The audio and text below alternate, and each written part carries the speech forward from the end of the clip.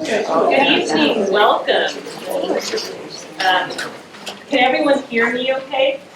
I will try to speak as loudly. This is a slightly strange orientation from this room, so I'll try to turn my head and make sure you can hear me.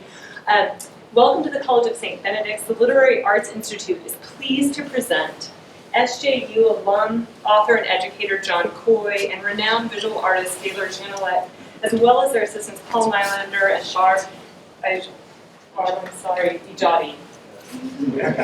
All right, on the project for My Mighty Journey. I'm Rachel Marston, the Associate Director of the Literary Arts Institute and an Assistant Professor in the Department of English. A few reminders, please turn off or silence your cell phones. Books are for sale, and John has many fabulous books for sale following the reading, as well as the beautiful broadside created by Gaylord, Paul, Barbara, and with the help of Rachel Mellis and some of her book art students in the Welly Book Art Studio, our very own Welly Book Art Studio. Thank you to the supporters of the Literary Arts Institute, including the English department, the art department, the Book Art Studio, in particular Rachel Mellis, and the education department, and Mary Bruno and Bruno Press for helping to host our visitors. Thank you for coming out tonight. You're in for a treat. We have a number of visitors with us, so I'm going to give you a quick overview of the schedule of events. I will be introducing John Coy. Then Rachel Mellis will follow me to provide an introduction for Gaylord Schanilec. Then John will come up and speak, followed by Gaylord, who will then introduce Barb and Paul, and then you'll just, the delights to follow My Writing Journey. John Coy's writing career and life have been so dynamic and varied that it is daunting to know where to begin. His award-winning picture books demonstrate both the elegance and subtlety of his writing, while also evoking the deeply felt sensory experience of childhood. In Night Driving, the young boy on a nighttime drive with his father to see the mountains for the first time imagines the car as a giant mouth gobbling up the road. He deftly captures the joy of sound and playing with language in Vroom-a-Loom Zoom, with Through the Woods, Woo Woo, in cities, Pell Mell, Bell Yell, all the way to the sea, splash, dash, wave, crash. John's work extends from the page into the community, whether planting potatoes at the Anderson Center to dig up with school children after listening to John read his book, Two Potatoes and Me, to his collaborative work exploring the lives and experiences of immigrant families through text and photographs. What is continually evident in John's work is his great capacity for empathy, for his readers and his characters, to fully inhabit that particular mindset. From a small child driving with his father at night, to an uncertain adolescent faced with what to do after high school when he can no longer simply follow the plans his parents have made for him. From young men struggling to maintain their friendship through the years of middle school, to the perspective of a waterfall over thousands of years. My Mighty Journey narrates the story of the St. Anthony Falls over its 12,000-year history, while mindfully and lyrically integrating the histories of the many peoples whose lives have been impacted by it. This capacity and generosity of caring are evident not only in John's writing, but in person as well. It's with great pleasure that I welcome John Coy.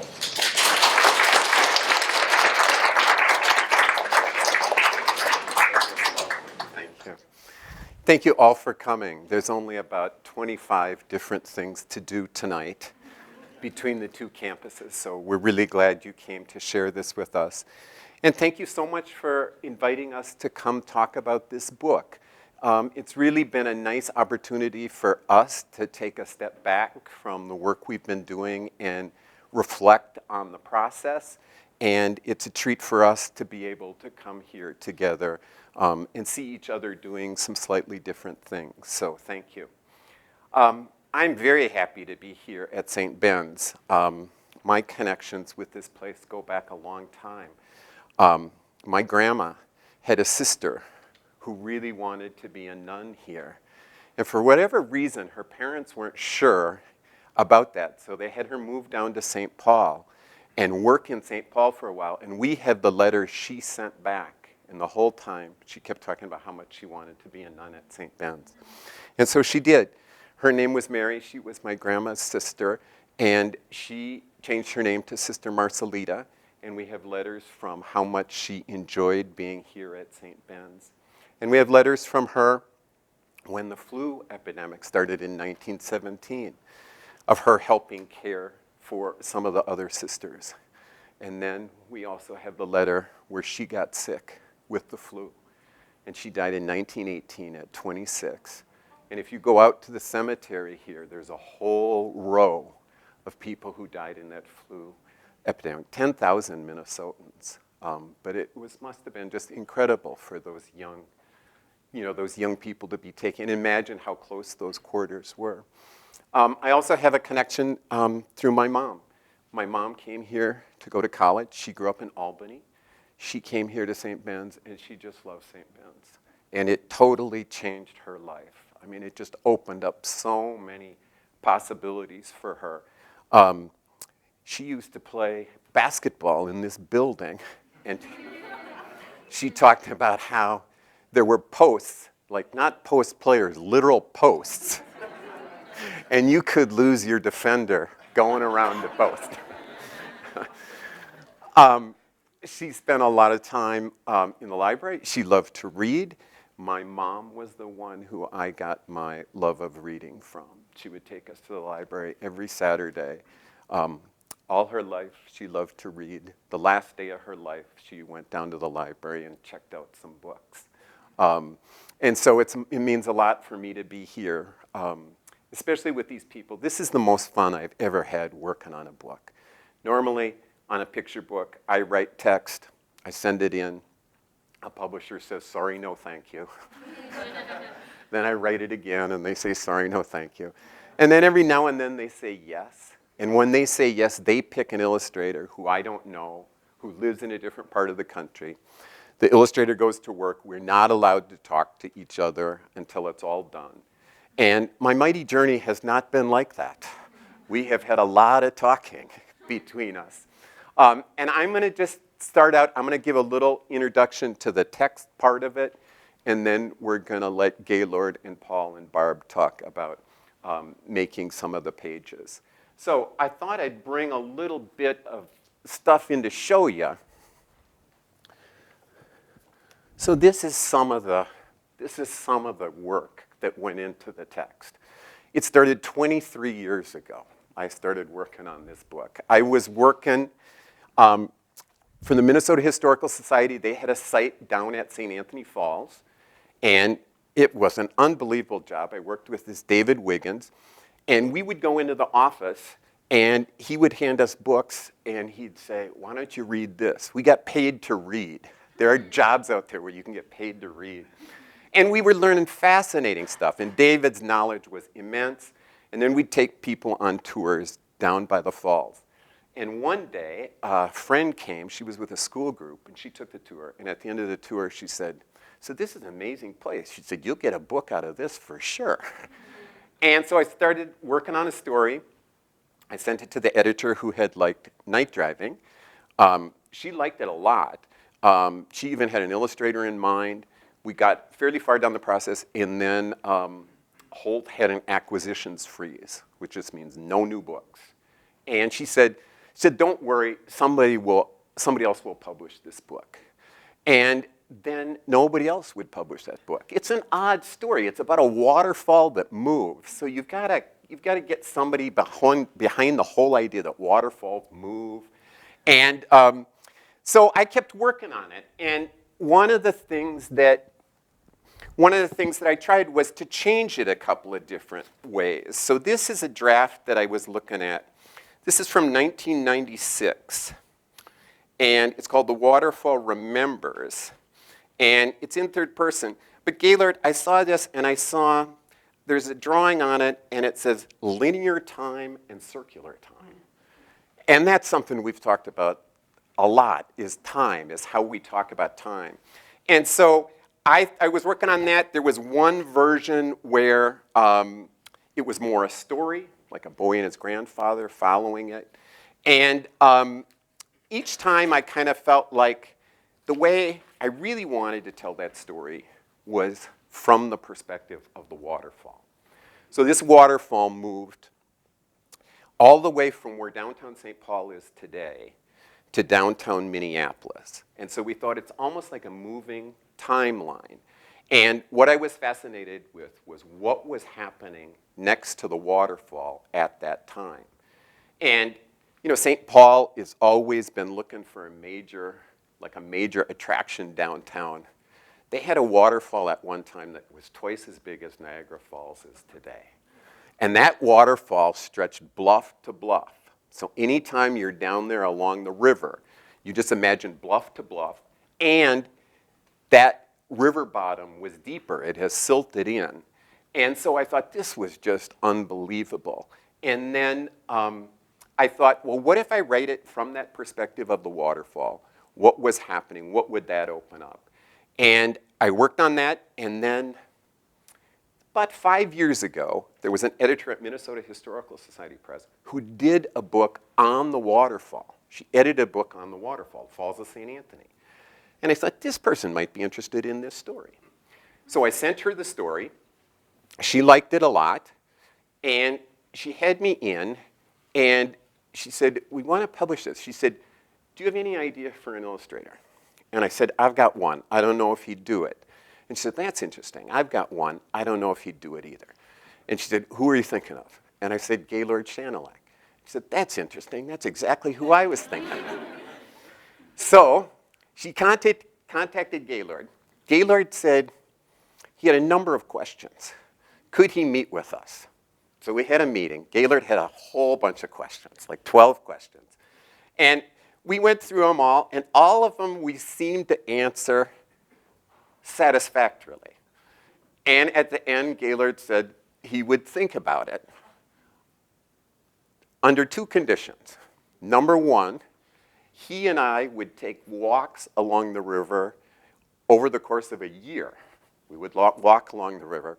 And two, if he said yes, there would be no deadline on this project. And Shannon Pennyfeather, the editor, and I both looked at each other and we said, okay. You know, this story had, you know, it was 23 years in. We weren't in a hurry. The waterfall story is 12,000 years in. That wasn't in a hurry. So we decided we would do that. And Gaylord fortunately said yes. Gaylord, it has been such an enormous pleasure to work with you on this. Gaylord is not only an extraordinary artist, you have a remarkable ability to bring out the best in people, people's best work. And that's a rare combination. And with that combination, some really, really exciting things can happen. So I'm going to read you the first lines of it, and then I'm going to let Gaylord tell you more. I am a powerful waterfall. I listen, I pay attention, I have a long memory. You might find it hard to believe, but I have moved through time. Ladies and gentlemen, Gaylord Schanilec.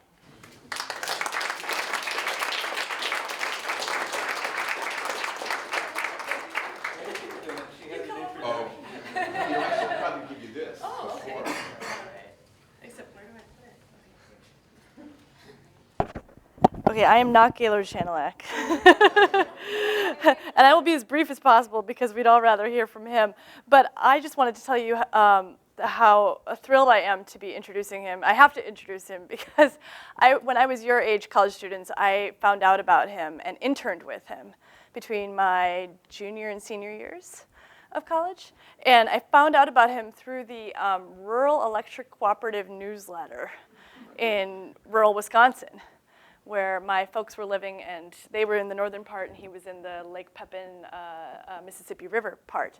Can you all hear me Okay. Okay. So, and I should say, I'm Rachel Mellis. I'm on the art faculty, and so in the summer of 2000, for 9 weeks, I got to just live letterpress printing, which I had never heard of, and I had never heard of wood engraving, and I knew about printmaking, and I knew about books. I wanted to be a children's book author and illustrator, but that wasn't seeming to be quite the right path at the time. So, by working with Gaylord, I ended up going to grad school in book arts, and here I am teaching it at St. Ben's. So I am eternally grateful for him, as are so many audiences across the world, around the world. From being in the Rural Electric Cooperative newsletter, he is now, he was a featured artist and businessman in the New York Times in 2015, where they called him an obsessive naturalist and master of fine press printing and wood engraving. And I would certainly agree with all that and more. He's inspired and awed me and so many other audiences in all kinds of realms with his, I would say, extremely well-crafted, both physically and conceptually, masterpieces of books. Yet he remains humble, true to his North Dakota, am I right, roots? And happiest when, as I saw today, working with a team of students and interns in a studio, or I have not had the privilege of joining you on a fishing trip, but fishing. I also have heard Gaylord described as a man of mystery, and I would second that. I never am quite sure when he's joking or not. He's definitely a poet, and he told my students yesterday, if you know where you're going, there's no point in going there. He's willing to give attention to the smallest details of metal type, wood blocks, birds, shells, bugs, until the streams of art and nature sweep him into greater rivers of culture, science, geography, geology, and history. And I'm really looking forward to hearing more about this journey of connection and collaboration with John, who I'm so happy to have met through this as well. So thank you, Gaylord, for traveling upriver to St. Ben's. And now I'll get out of your way and let you wear this. Thank you.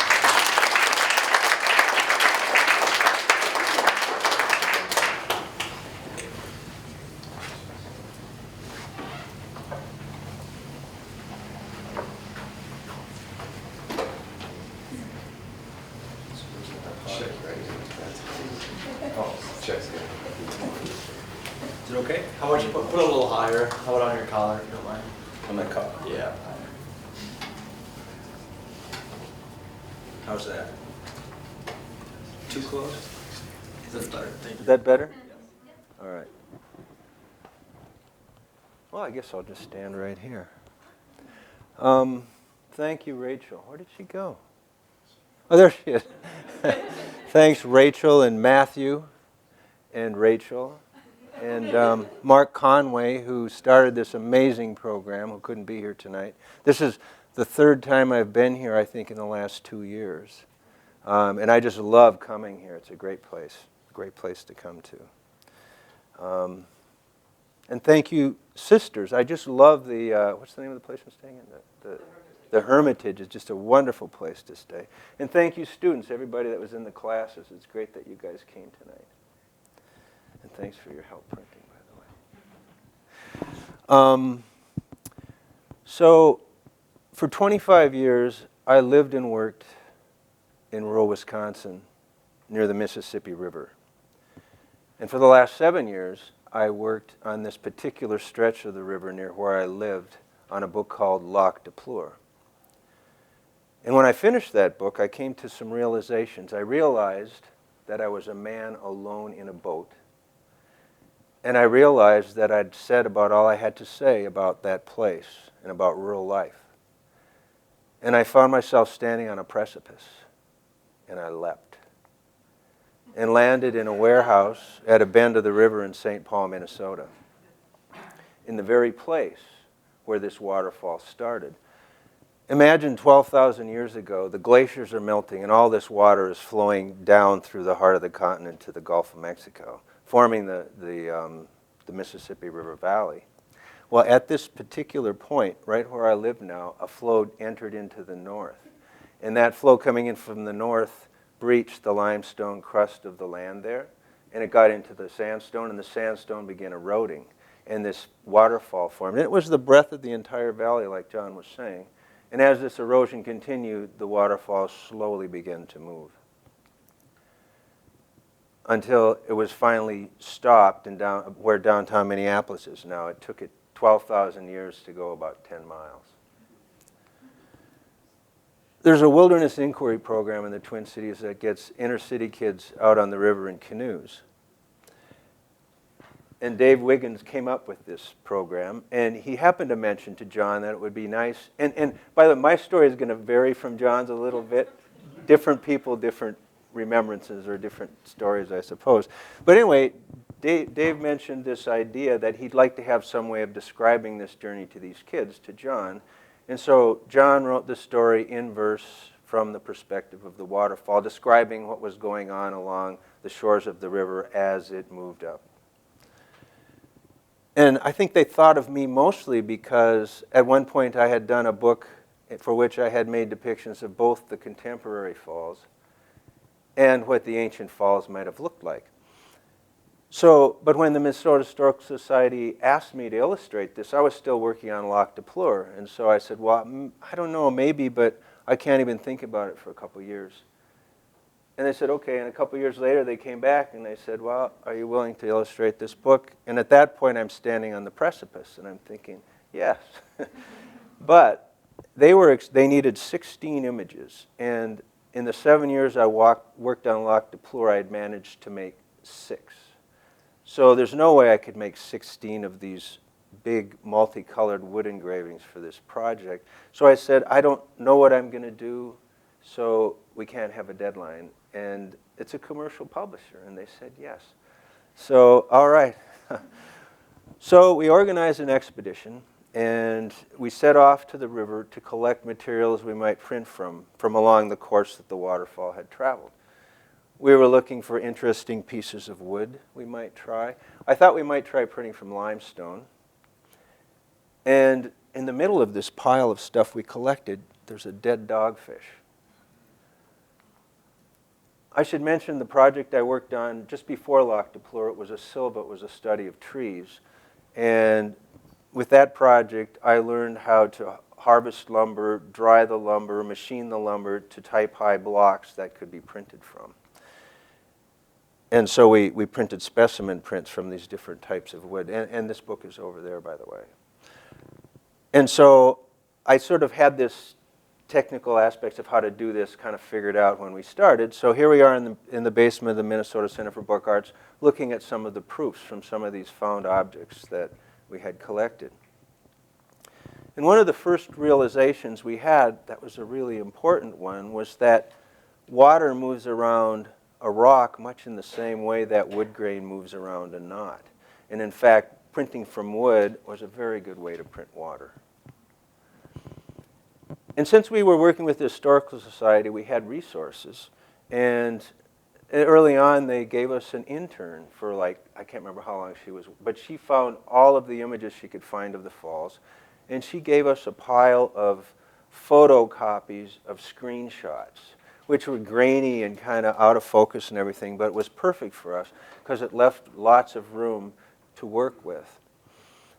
And I really felt that image on the left really kind of got at the idea of the power that this old falls must have had. And so when we came up with this image, to me, it had to be vertical. Otherwise, it just lost its power. But by that point, the society had decided it would be a horizontal format for the book, so we had a problem. And I mentioned this to John one day, and John thought about it for a minute, and he said, well, you know, when the kids are looking at the book, they'll get to this page and they'll go, whoa, it's so big, I have to turn the book sideways to see it. And that's kind of what it's been like working with John. He's just been very flexible and open to whatever happens, which has kind of been the essence of the book for us working on it. It's just kind of grown on its own after a while. So some of the limestone we picked up on that first excursion was encrusted with these fossils from an ancient ocean floor from about 5 million years ago, actually, and we were more interested in 10,000 years ago, but pretty interesting stuff. And I found that I could use the machinery in the wood shop to make type-high blocks out of the limestone. It's just soft enough to do that. And so all of the mist that's rising from this vertical falls is printed from pieces of limestone full of these fossils from the ancient ocean floor. And the stone that the water was pouring over was printed from cottonwood bark. And cottonwood bark is pretty fragile stuff, so it needs some support in the bed of the press. And the key ingredient to making this support is Bondo. Oops, oh, I missed a slide there. Is Bondo. Amazing stuff. Paul and I have gotten very good at Bondo. And this is Paul Nylander. Paul has been with the project from the very beginning. He came on a 6-month internship through the Minnesota Center for Book Arts, and that was like 3 years ago. And Paul, from the very beginning, was determined to stick this project out to the end. And Paul is a trained scientist. He has a PhD in small particle physics. And he kind of keeps us on track. He keeps us on schedule. And he's mixing all the colors. He's a better printer than I am at this point. So he's taken so much of that stuff away because I've been working by myself for so long. And it's just so great to have somebody dealing with a lot of those kinds of things. Maybe a year into the project, Barbara Ajadi showed up, and she just decided she wanted to get involved. And Barb is a retired graphic designer with all kinds of great ideas on how to solve problems. One of the problems I had was that to commit 5 years to a project for an illustrator's wages, I mean, that wouldn't even pay for a few months, really. So there had to be a way to make money besides the royalties from the press. So we're making a big version of the book, which is how we're going to get paid for our work. And Barb came up with a sewing structure to make it possible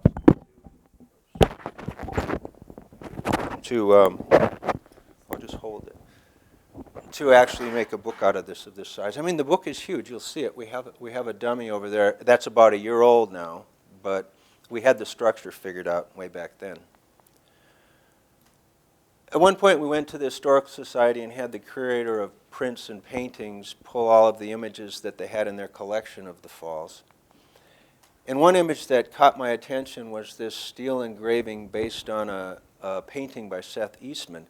And I really liked the look of Spirit Island there in the middle, but also interesting was that rock with the peculiar-looking stick hanging off it in the right-hand margin. And in the 19th century, the heart of the continent was just being discovered, so there was this great appetite for images out east so people could see what was going on. And when we were looking at these images at the Historical Society, we kept seeing that peculiar stick with the rock. And we concluded that a lot of these guys didn't even go there. They just copied Eastman's picture. So that's exactly what we did. In the lower left-hand corner, there's that peculiar stick and rock. From the beginning, I felt it was important that, and I think we all did really, that somehow the native perspective become part of this book, because the Europeans showed up about 500 years ago, but the native people have been here for the whole story of the falls. And in one of these walks that John and I took, we were down below Fort Snelling, and there was a monument down there that had this wreath under plexiglass. And at that time I had no idea what it was, but I thought, well, I'm going to take a picture of this with my phone and we'll see what happens. John has a good friend, Diane Wilson, who is a writer, and Diane is the director of the Dream of Wild Health Farm, which is a farm north of St. Paul, whose main aim is to teach native kids healthy living habits, beginning with food and what to eat.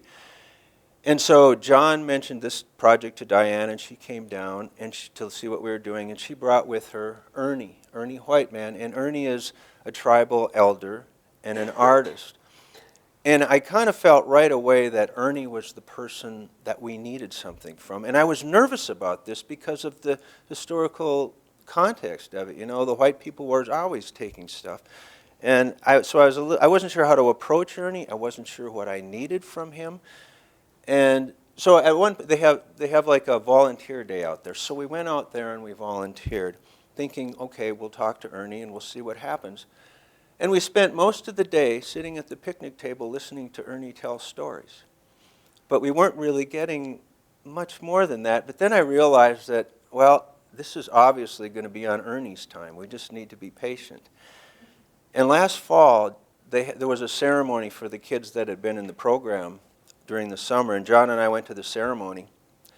And after the ceremony, Ernie pulled me aside, and he gave me a plant of sacred tobacco. One of his missions is to propagate tobacco that has a little more, a little better provenance than the tobacco, most of the tobacco that had been used in ceremony up to that point. You buy it at a store, right? But Ernie really wanted to make some better tobacco.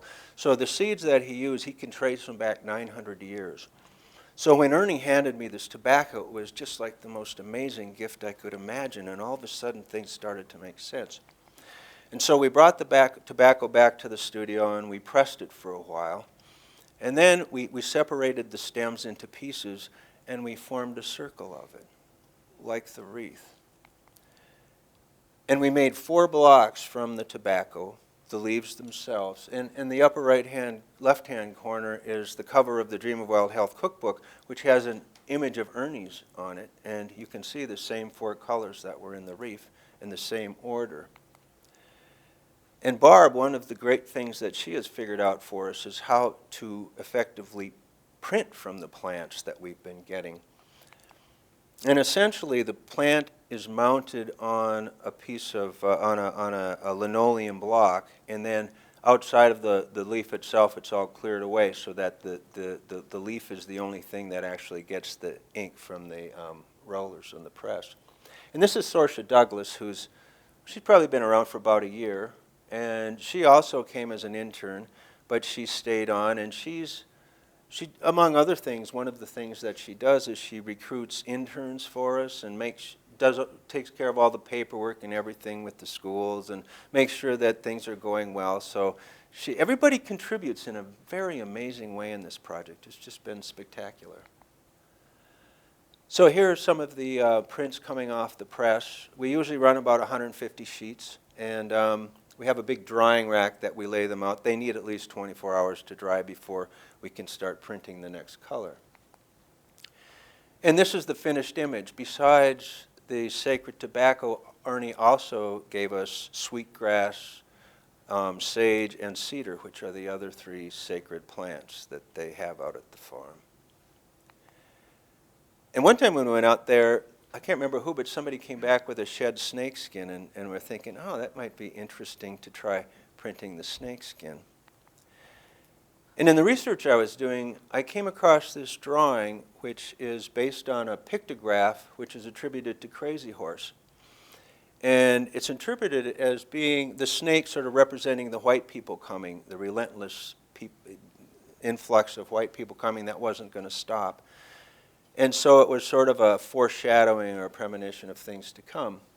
In the last image that we're developing, 15 of the 16 images are pretty much ready to go, except this last one. And this comes before the Europeans by a couple panels in the book. So we're thinking about using the snake as sort of this foreshadowing.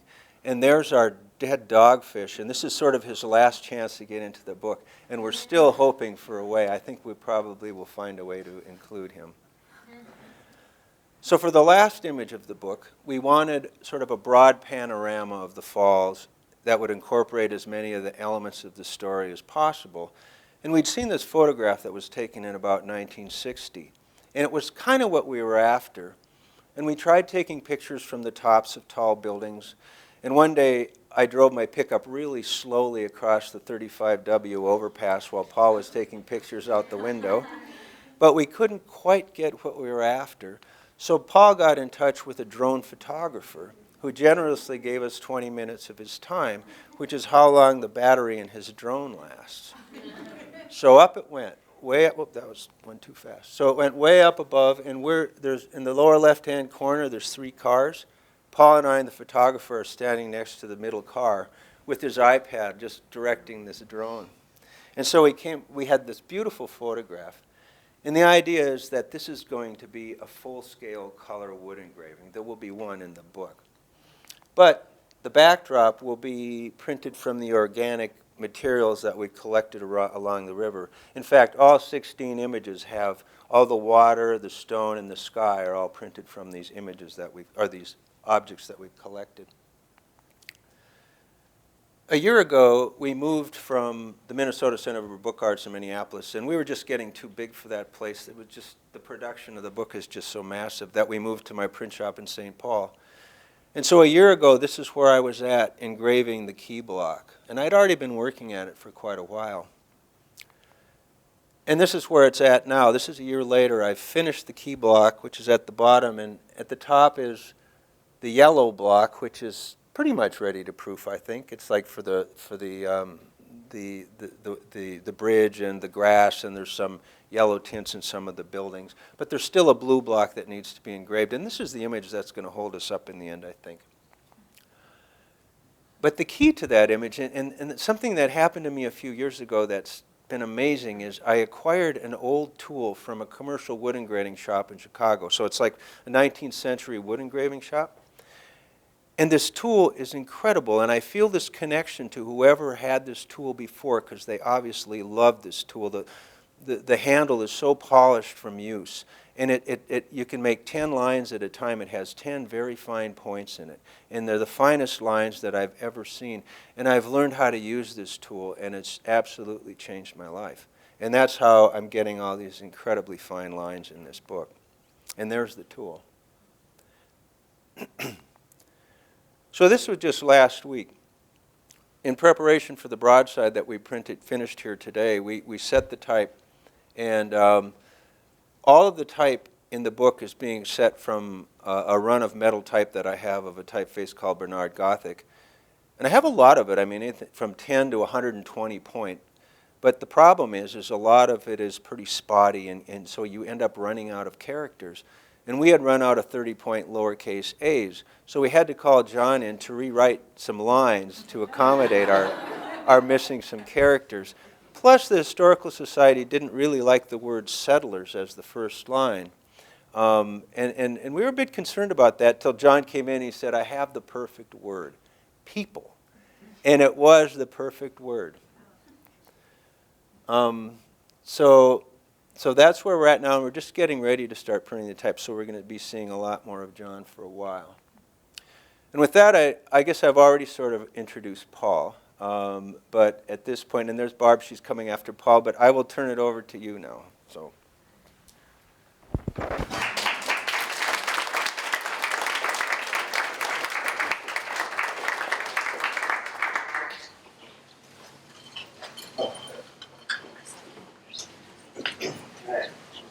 Switch here. I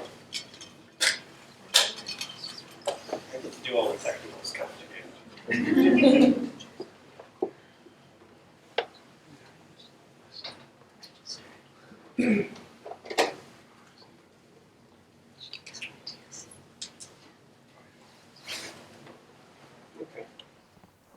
As Gaylord said, I'm kind of doing all the colors. So the screen's driving me nuts because the colors are off. I'll try not to let it bother me. Okay, so I'm Paul Nylander. I'm going to speak to you a little bit about kind of going from this grand vision that John and Gaylord have presented to you to actually producing a real book. Because in the end, there is a lot that goes into the actual production side of it. Okay, yes, I was a physicist, so I think in terms of flow charts and diagrams. So what Gaylord was talking about a lot was the image development phase. So getting these blocks, trying to figure out how to print them, what they look like, things like that. And then going into this production phase that we've been doing here for a little while in terms of actually producing the final images. The typesetting, Gaylord was talking about at the end there, and then there's going to be the binding, which he alluded to a little bit earlier on. In parallel with these, the Minnesota Historical Society, which is publishing what we're calling the trade version of this fine press book, this will be done. We're digitizing the images and doing digital typesetting and things like that. So there's actually two versions of the book being produced simultaneously, which makes things interesting. I'm working on the digital part as well, so I get to see both sides of this project. So I'm going to kind of center on one particular image, which you'll be able to see afterwards as well, all the things I'm showing you up here in their actual color. So But as Gaylord talked about, we went and found a lot of odd pieces of wood. We cut them down to make odd-shaped blocks. For those of you that are not familiar with printing, letterpress printing, things have to be exactly a certain height. It's print high. So that's why everything we have you see is the same height, just different shapes. We created proofs. And one of the other things that Gaylord didn't talk about so much is the blocks and the wood and the things like that we found. This is a picture. Actually, I think I've got another. Yeah, okay, so this is a close-up. This is looking at one of the basement walls at the Minnesota Center for Book Arts. For those of you who haven't been down there, MCBA is just a couple blocks from the river. This limestone probably came from the waterfall when the building was built. Most of the buildings around there, their foundations are stone right from the river. Why not? It's 2 blocks away. Why haul it from somewhere else? So looking at this, looking at the colors, you know, limestone, it's not just gray, it's shades of gray, it's shades of browns and yellow, things like that. This is where our color palette came from. We literally, in the basement, looked up at the walls and said, that's a good color. It's quite convenient. So as we develop these images, you can see it starts off with some rough ideas that we paste together. Gaylord does some tracings of different prints. We start overlapping things, start trying to see how the image can develop up out of these pieces that we found. And so here you can see we're focusing in on a lot of the details of things, how the waterfall is going to look, how these, which are wolves, and those of you who were involved with the broadside or when you see it later, one of these wolves shows up again as a waterfall, how they interact. What does the fire look like in this image? And so we iterate with things. We try different things. It's hard to see here, but there's a little bit lighter yellow coming up over this. We try darker backgrounds. We make things more bold. So a lot of this experimentation is happening during this image creation process.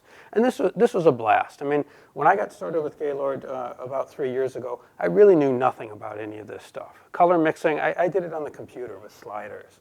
So this was just amazing to me. It was so much fun to experiment with things. And the great thing with what Gaylord would always say, would say, well, what about this? He'd say, try it, see, maybe it works, maybe it doesn't.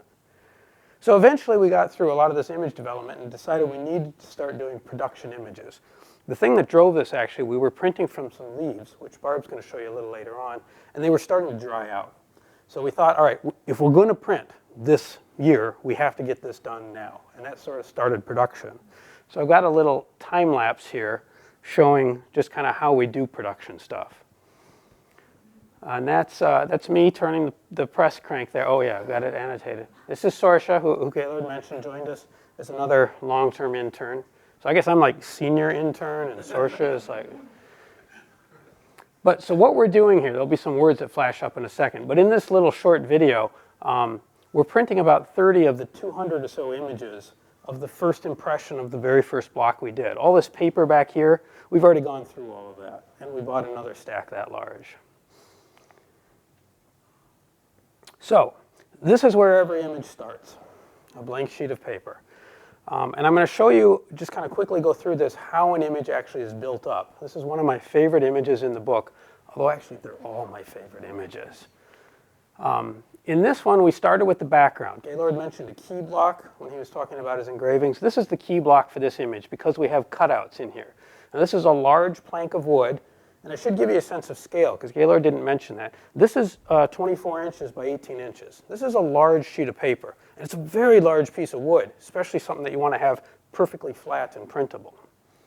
So that's our background sky. This is a nighttime winter image, which has got to be about the most challenging thing to illustrate.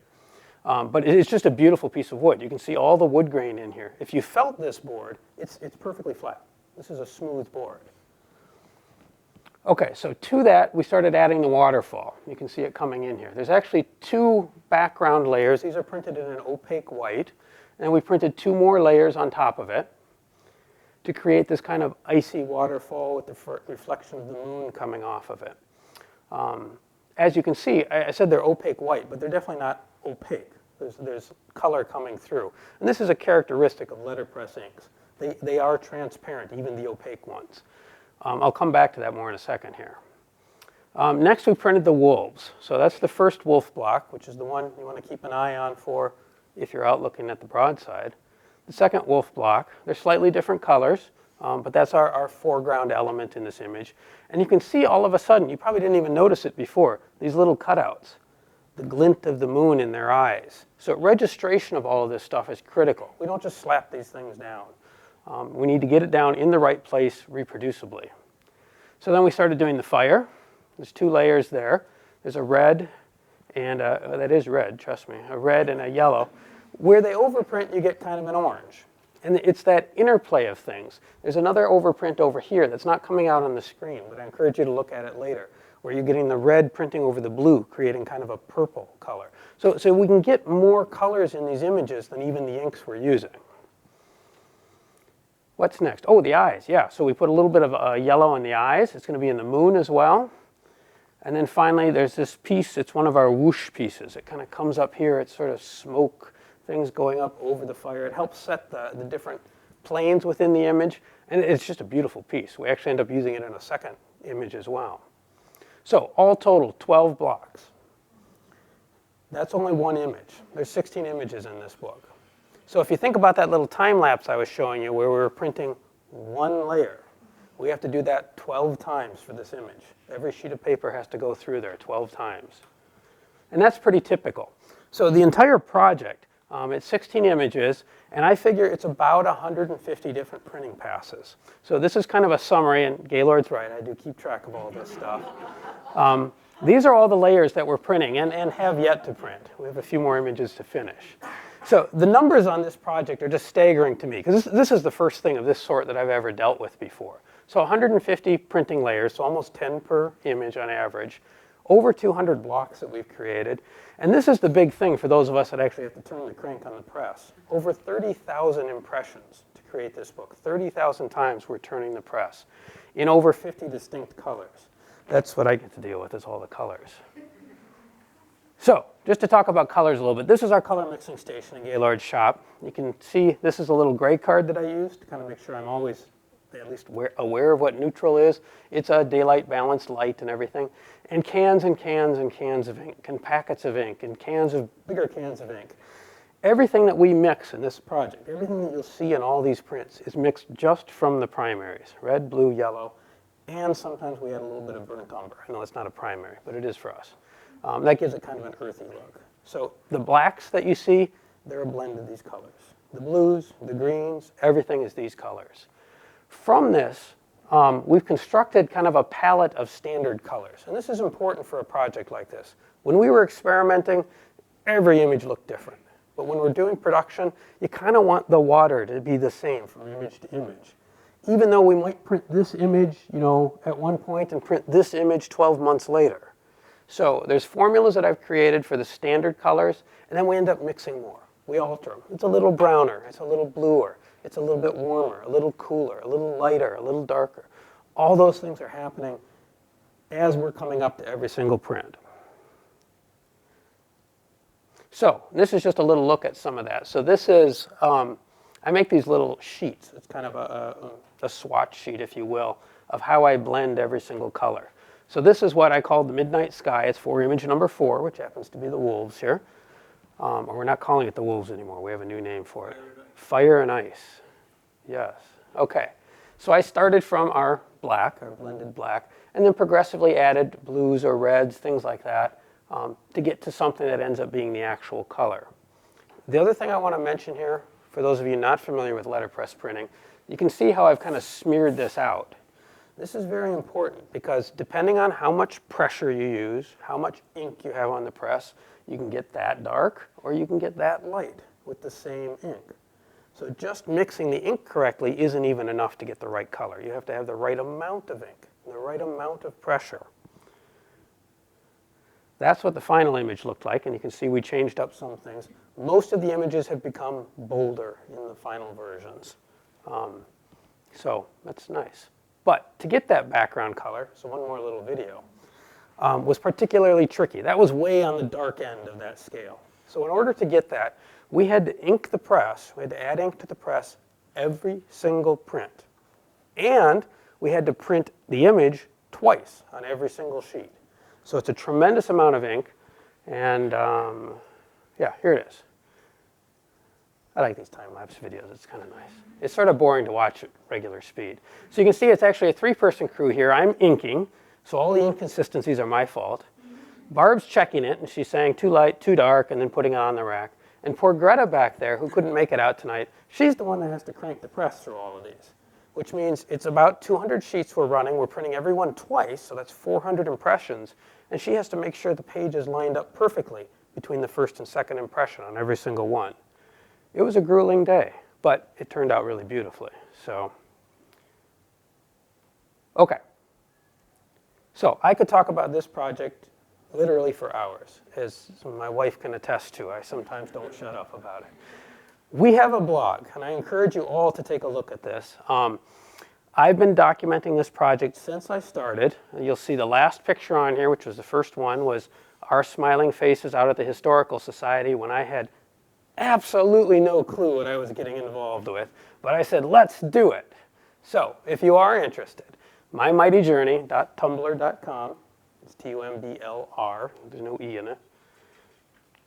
And that's all I had for this. So I'm going to turn it over to Barb, who is going to talk to you now about a couple of the blocks that we made, and then we'll be able to take a look at things afterwards. So.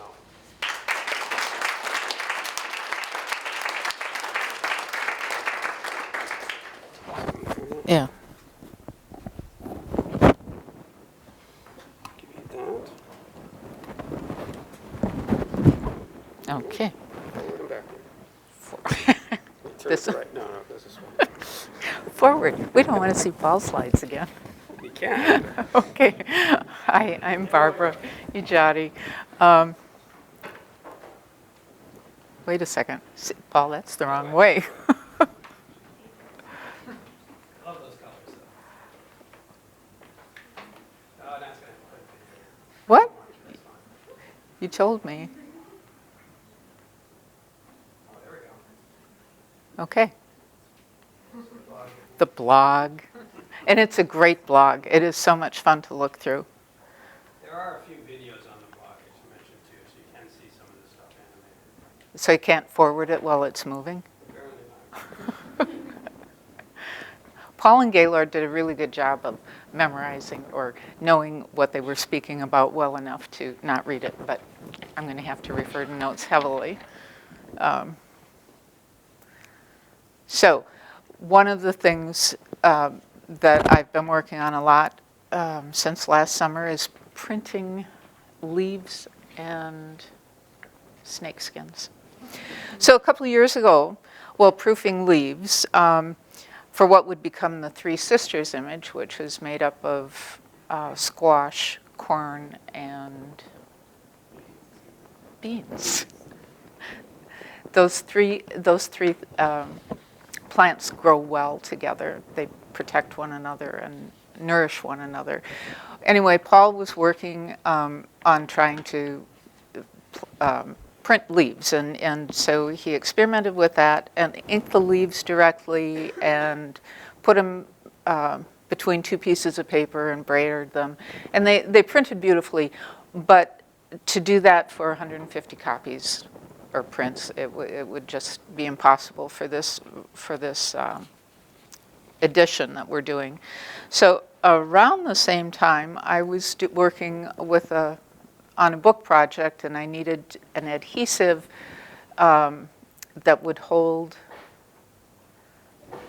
a silkscreen page on the book without glue oozing out the edges. And so I came across a product that's a double-faced adhesive, and it's on a non-woven, a non-woven paper carrier. It comes on a roll, and it's got a liner on the back of it, so only one sticky side is up at a time. And it turned out to be really well suited to the application on rough surfaces such as leaves. So here we're in the studio with the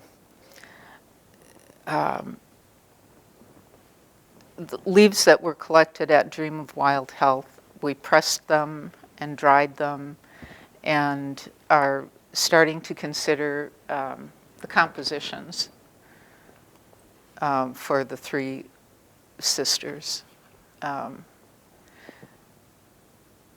it was a lot of leaves to go through.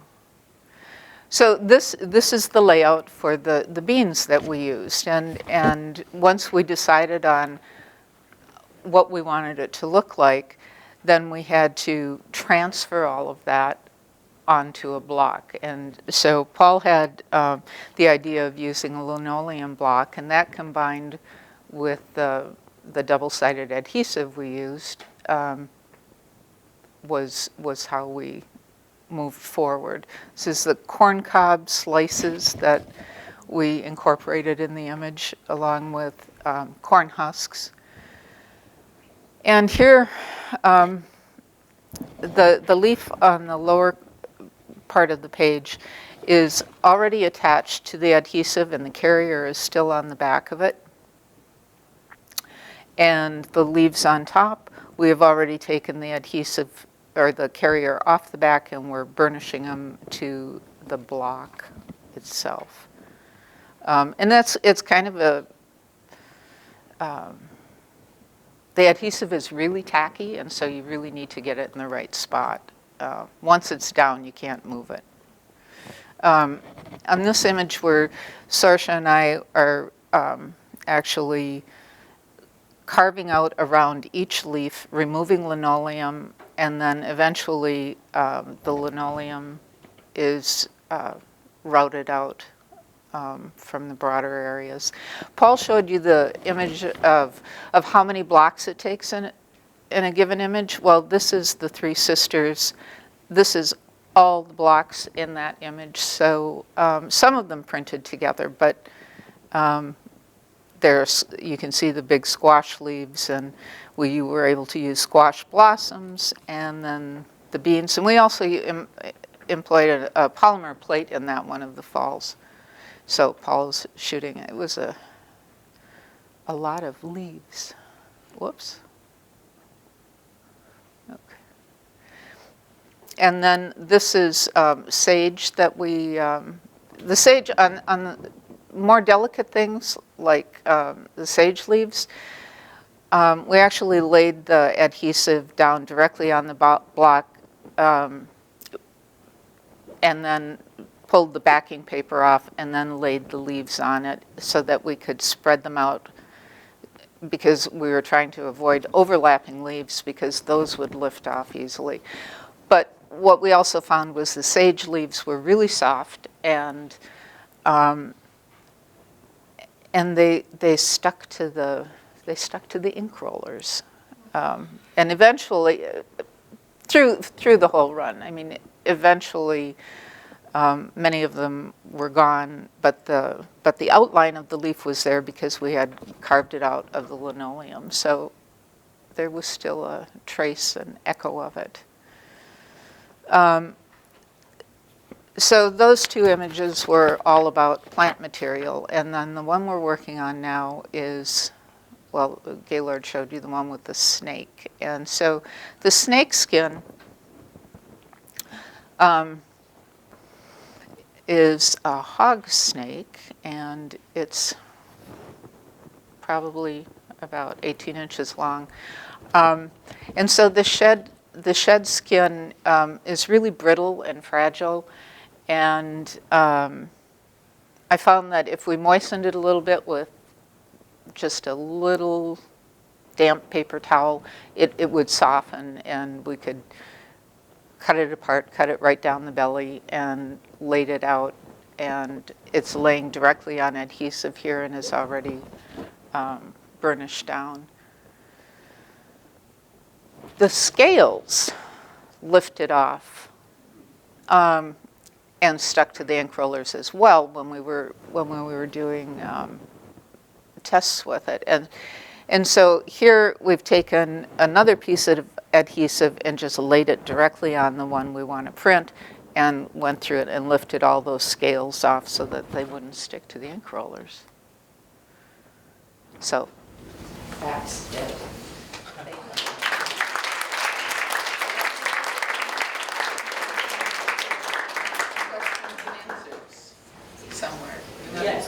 So we do have, it's about 8 o'clock right now, so we have some time for a little bit of Q&A, and then I also know we want to make sure that we have plenty of time for people to be able to go over and look at the materials. So maybe we can take a few questions, and then we'll give another round of applause to all of our, perhaps Gaylord, John will be our main.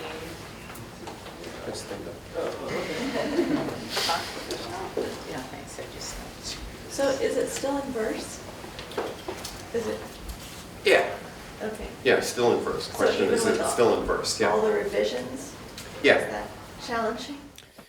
Yeah, it was, but I think, sometimes if you think something's like bad luck, like an acquisitions freeze, it can turn out to be really good luck, because it wouldn't have looked like this, and this is how it's supposed to look. So, yeah.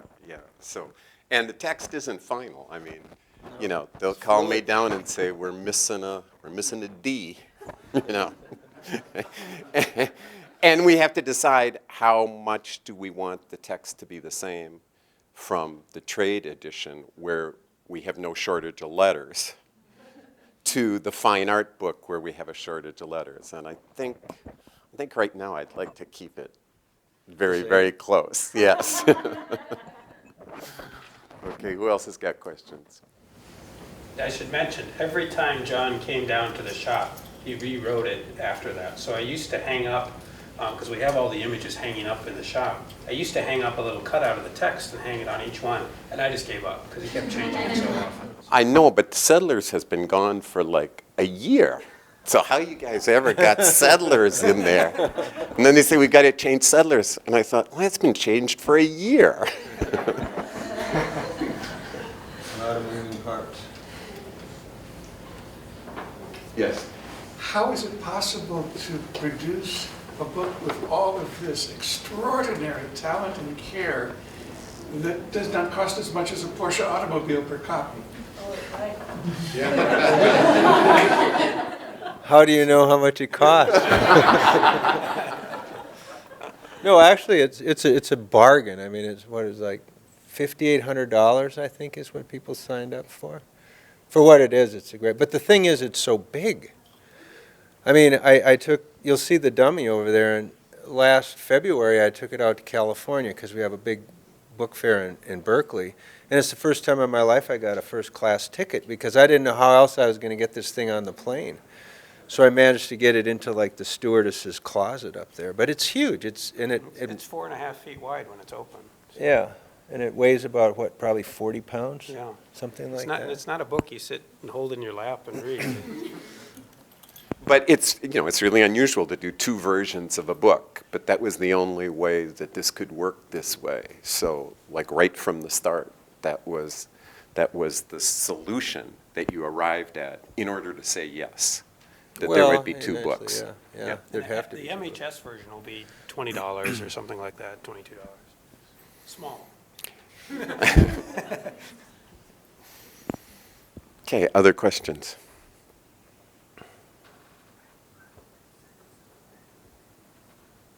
I saw Rachel nodding when Barb was talking about picking scales out of the ink in the rollers.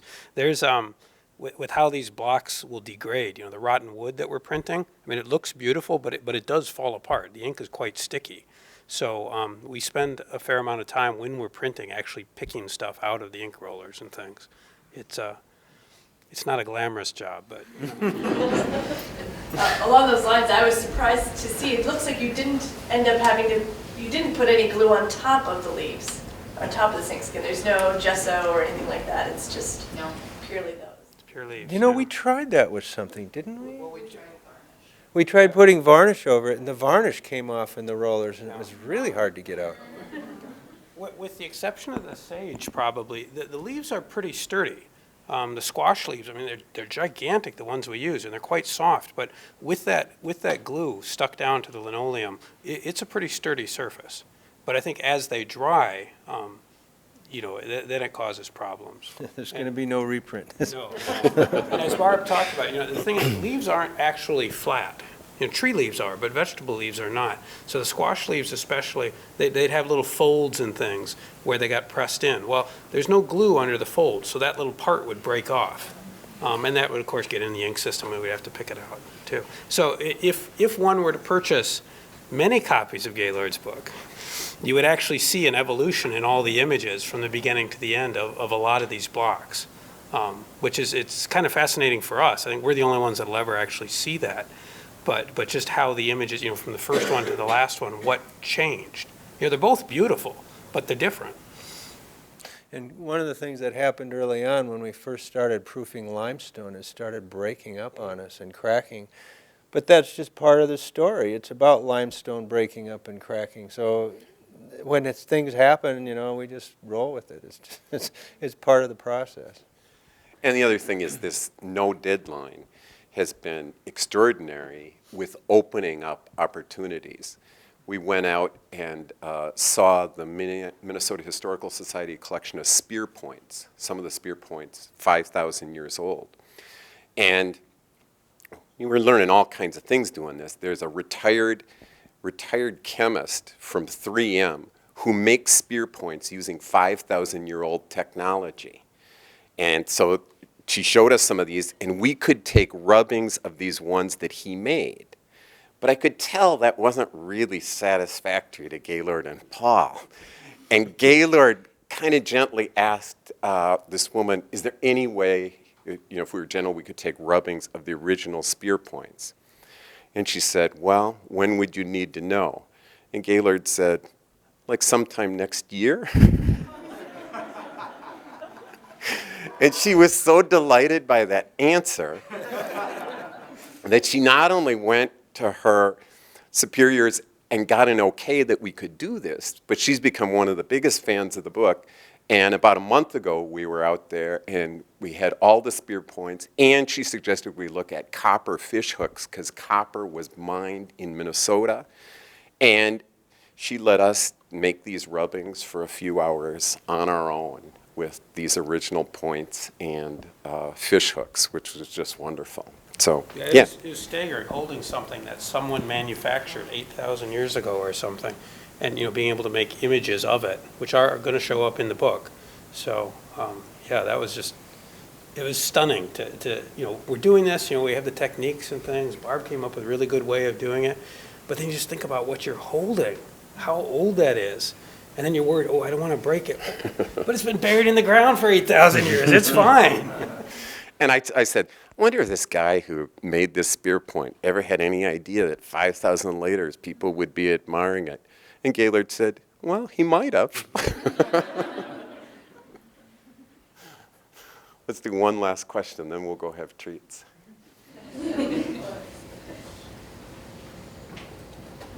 So how are you going to get that dogfish? Where's Barb?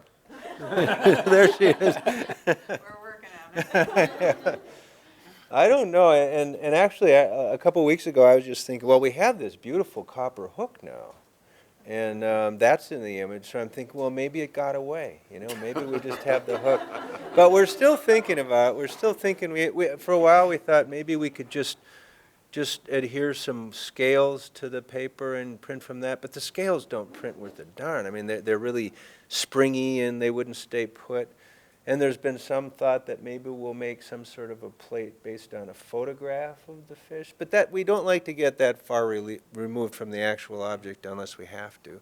But we made all these rules, and once you establish something, then you can break the rules, you know. So we'll see what happens. We don't know what we're going to do for sure. Okay, Rachel. All right. Well, let's give a big round of applause again.